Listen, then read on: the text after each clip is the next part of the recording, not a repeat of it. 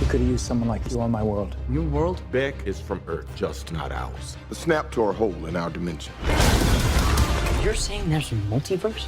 We have a job to do, and you're coming with us. Spider-Man Far From Home is directed by John Watts and it stars Tom Holland, Jake Gyllenhaal, Samuel L. Jackson, Zendaya, Jacob Batalon, Angari Rice, and Kobe Smulders. Spider-Man Far From Home takes place not long after the events of Avengers Endgame. Everyone who has been snapped out of existence by Thanos has come back.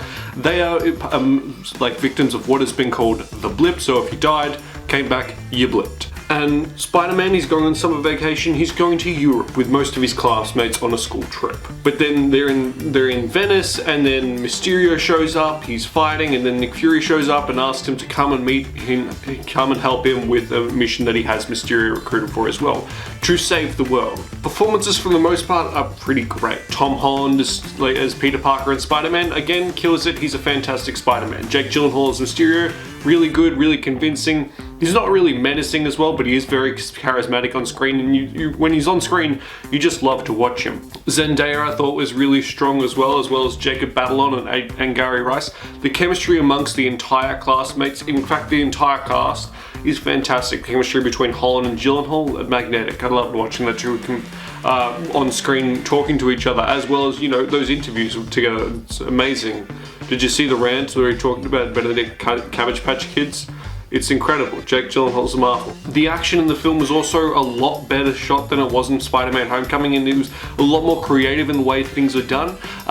John Watts clearly had a lot more free range when it came to what he could do with action in this film. Especially watching Spider-Man go around London Bridge and London Tower was really fun to watch. Michael Giacchino's score was great once again. The Spider-Man theme I think is an absolutely fantastic theme, and I thought Mysterio's Suite was really strong as well. The movie I thought overall really funny. It doubled down a lot on the meme humor and a lot of, like, you know, just, you know, of course, you know, these are what teenagers are like sort of humor, as well as it also had probably one of the most inventive scenes in the Marvel movies since Doctor Strange, just visually speaking. It was really trippy and really creative. Like, Marvel has not done a scene like that, and I know this is Sony, but it has not existed in the MCU like that. You know, the closest you may get is Doctor Strange, but I don't even think Doctor Strange got to this level of, well, this is really confusing, but in like a good trippy sort of way. If there's a problem with the action, I would say that it does feel very weightless. I mean, you see Spider-Man flipping around, doing all sorts of tricks and everything,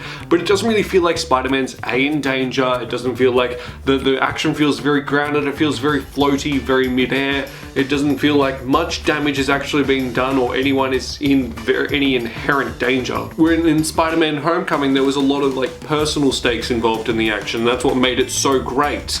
But here the action is just happening and they're trying to build personal stakes, but the stakes, it never really feels like any character is in any sort of danger whatsoever. Like, it feels like when you're gonna end this movie, it's gonna be, yeah, everyone's gonna live. That's how it feels when you're watching the movie. It doesn't feel inherently dangerous. And my last point relates mostly to exposition. For starters, there's a bar scene in the movie about halfway through. I know bar scenes in superhero movies, get around it.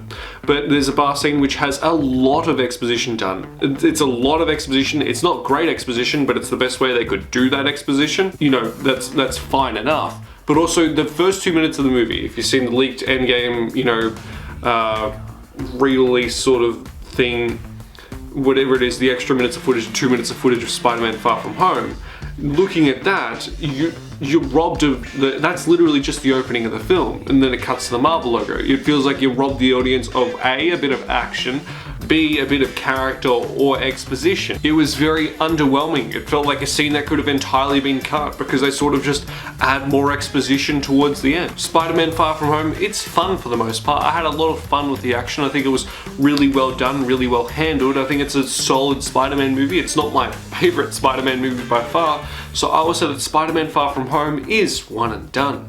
Have you seen Spider-Man Far From Home? What did you think of it? Let me know in the comments down below. Like the video if you enjoyed it, and subscribe to become one of the Platypus, and I'll catch you guys later. Bye. Well done, you made it to the end of the video. Why don't you click on one of these two videos for more content, or subscribe, so just to be reminded of when I upload. So, you know, subscribe. That'd be great.